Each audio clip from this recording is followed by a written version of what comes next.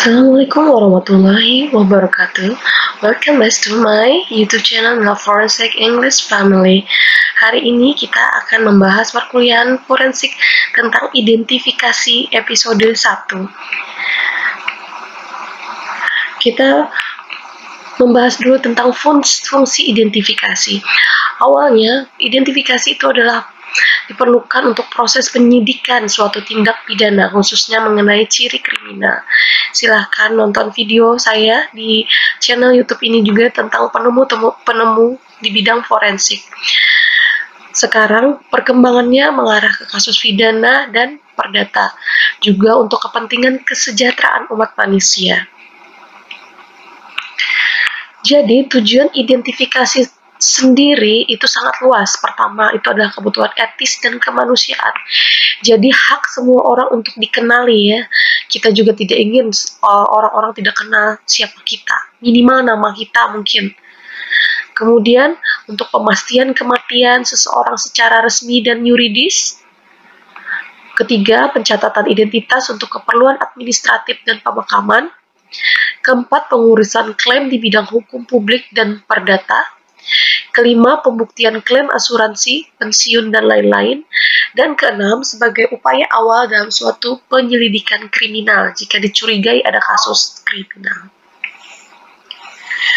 Sedangkan identifikasi forensik secara khusus, ini biasanya digunakan untuk jenazah yang tidak dikenal, busuk, rusak, hangus terbakar, kecelakaan massal, bencana alam, huru-hara, berupa potongan tubuh, kerangka.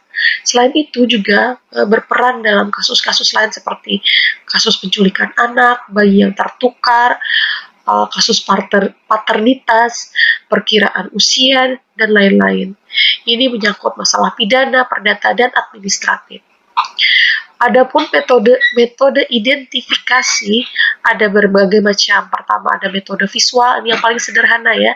Kemudian metode pemeriksaan dokumen, metode pemeriksaan properti seperti pakaian, perhiasan, dan sebagainya.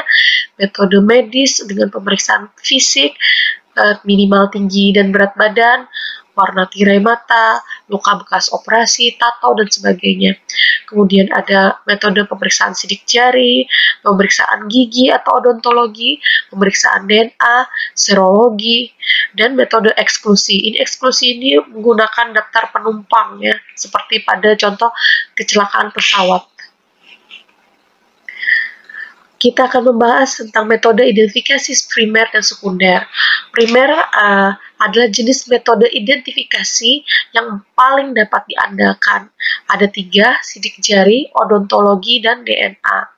Jadi, kalau ada kecocokan dengan metode identifikasi primer ini cukup 1, misalnya sidik jarinya saja cocok dengan data perbandingan, atau giginya saja, atau DNA saja dapat dirilis sudah identitas dari seseorang. Kemudian masalah identifikasi secara sekunder ini meliputi semua metode selain yang primer tadi. Tetapi sekunder ini tidak bisa cukup 1 yang cocok ya, tapi harus 2 minimal atau lebih banyak lebih bagus lagi. Ini contoh-contoh gambar-gambar sidik jari ya. Sidik jari itu ada yang dalam pemeriksaan simpelnya, ada yang harus minite ya. Simpelnya seperti ini, tapi ada rumusnya di kepolisian ya. Ini yang simpel, ada bentuk tenda, bisa bentuk lingkaran seperti ini ya. Ini bentuk yang lebih detailnya. Jadi sidik jari ini kenapa termasuk primer, metode primer, karena tidak ada seorang pun yang sama sidik jarinya. Bahkan kembar identik pun tidak sama sidik jarinya. Dan kekuasaan Tuhan ya, sidik jari ini ternyata sudah terbentuk sejak di dalam usia kandungan 4 bulan. Bahkan untuk jenazah yang sudah terjadi pembusukan, yang kulitnya terlepas seperti ini ya, sidik jari masih bisa dicek biasanya dengan cara seperti ini, dijadikan sarung tangan ya, atau kalau misalnya ini sudah mengerisut atau mengeriput ya, ada metode tersendiri, misalnya disuntikkan dengan cairan pengembang atau dengan air hangat. Jadi masih bisa diambil sidik jarinya. Kita ke metode sederhana dan metode ilmiah. Sederhana ini biasa orang awam menggunakan ini, misalnya ciri-ciri visual, seperti wajahnya seperti apa, perhiasannya seperti apa, pakaian, kartu identitas, dan sebagainya. Cara ilmiah ini melalui teknik keilmuan tertentu seperti sidik jari, odontologi, DNA, dan sebagainya. Seringkali pengetahuan atau penyelidikan tentang identifikasi ini dilakukan pada kasus-kasus bencana massal. Adapun definisi dari bencana massal itu sendiri adalah suatu peristiwa yang disebabkan oleh alam atau ulah manusia, dapat terjadi secara tiba-tiba atau perlahan, yang menyebabkan hilangan jiwa manusia, kerusakan harta benda dan lingkungan, serta melampaui sumber daya masyarakat untuk menanggulanginya. Adapun pembagian bencana itu ada bencana secara umum, ada bencana alam, non-alam, dan bencana sosial.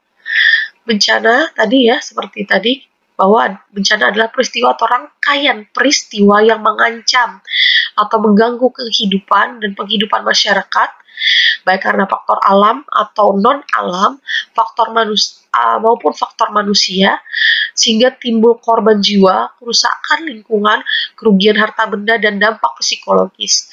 Bencana alam adalah bencana yang diakibatkan oleh peristiwa atau serangkaian peristiwa alam seperti gempa, tsunami, gunung meletus, banjir, kekeringan, angin topan, tanah longsor, dan sebagainya.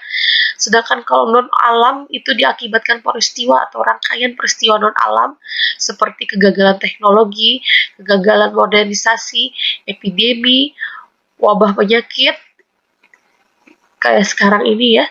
Kemudian bencana sosial, ini adalah bencana yang diakibatkan oleh peristiwa atau serangkaian peristiwa akibat oleh manusia yang meliputi konflik sosial antar kelompok atau antar komunitas, masyarakat, dan juga teror. Tadi ya pembagian bencana, ada yang natural disaster, ada unnatural disaster. Kemudian ini akibat kelalaian manusia, ada yang dengan sengaja dibuat oleh manusia. Kemudian bencana ada lagi kita buka sebagai pembagiannya adalah closed disaster atau bencana tertutup dan open disaster. Ini natural disaster ya, akibat alam. Ini tidak alam ya atau buatannya, ada kasus sosial seperti ini atau kecelakaan beruntun seperti ini. Kemudian ini closed disaster, ini tadi metode eksklusi untuk mengidentifikasinya jadi dari daftar penumpang, karena ada data terbatas ya orang penumpang di dalam pesawat ini bisa kita gunakan untuk mendata kira-kira siapa saja yang ditemukan meninggal dan sebagainya. Open disaster ini ketika tidak ada datanya ya.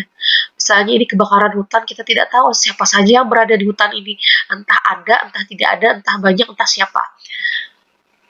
Oke, tadi bencana tadi bisa ada korban materi, ada korban manusia.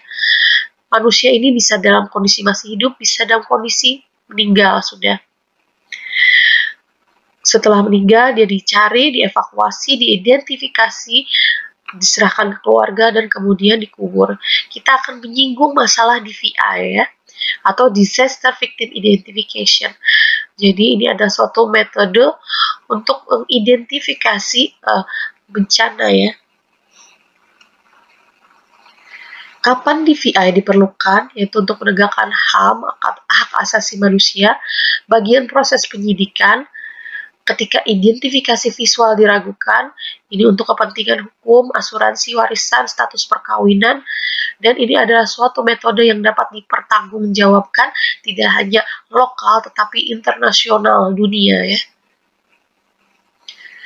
Jadi ini adalah mengacu kepada standar Interpol, DVI Interpol, ada formulir khususnya, disesuaikan dengan situasi TKP, ada SOP dan MOU-nya. Adapun fase-fase DVI ada 4, dulu 5 ya, tapi sekarang tinggal 4. 1, fase 1 TKP, fase 2 postmortem, fase 3 antemortem, dan fase 4 adalah fase rekonsiliasi.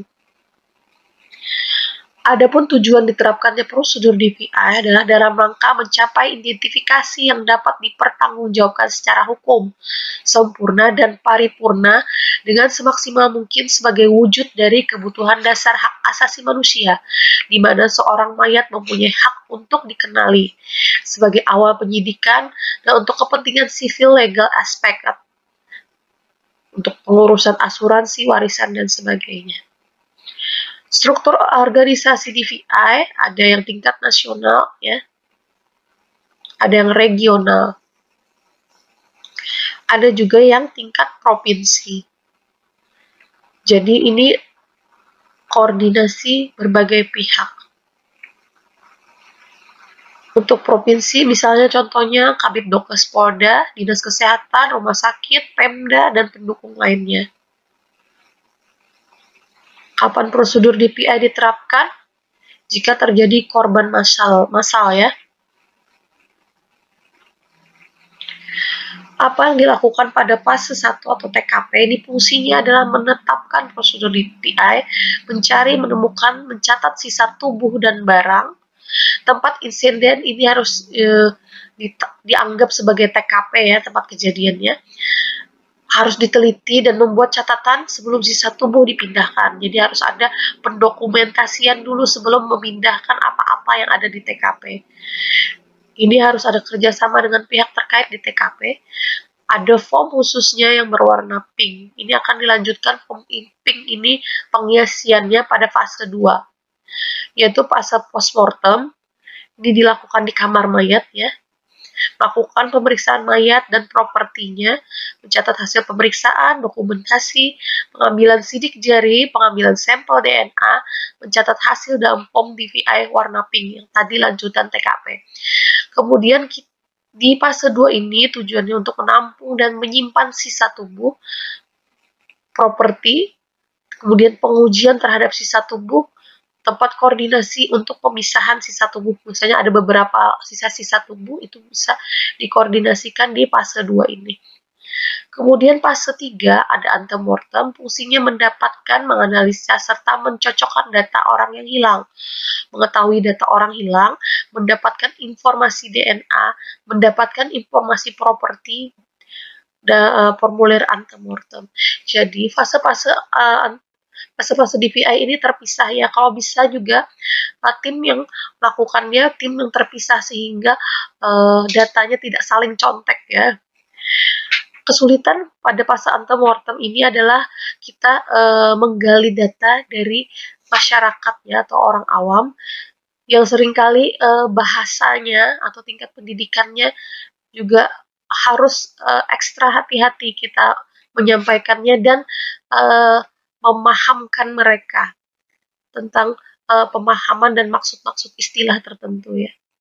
Dan menggali ingatan mereka juga harus perlu kesabaran. Fase terakhir ada fase rekonsolidasi. Di sini kita akan membandingkan data antemortem dan postmortem. Penetapan suatu identifikasi di sini akan dirilis atas nama siapa tubuh atau potongan tubuh yang ditemukan. Kemudian mengkonfirmasi apakah hasil yang dicapai sudah memuaskan semua pihak. Patut diingat, tidak harus semua potongan tubuh atau jenazah atau dead body ada identifikasinya. Maksudnya di sini tidak usah memaksakan diri, tetapi harus maksimal untuk mencari identitas mereka. Kendala di lapangan itu dalam menjalankan prosedur DPI adalah koordinasi, karena ini lintas instansi, multidisiplin ilmu, kemudian karena tadi masyarakat, budaya, keluarga korban, tingkat pendidikan, dan sebagainya. Kemudian juga masalah dengan mass media atau media massa, ada masalah politik juga bisa ada di situ, menjadi kendala kita. Oke, sampai di sini dulu materi kuliah identifikasi fase 1 atau episode 1. Kita akan lanjutkan ke episode 2, ya.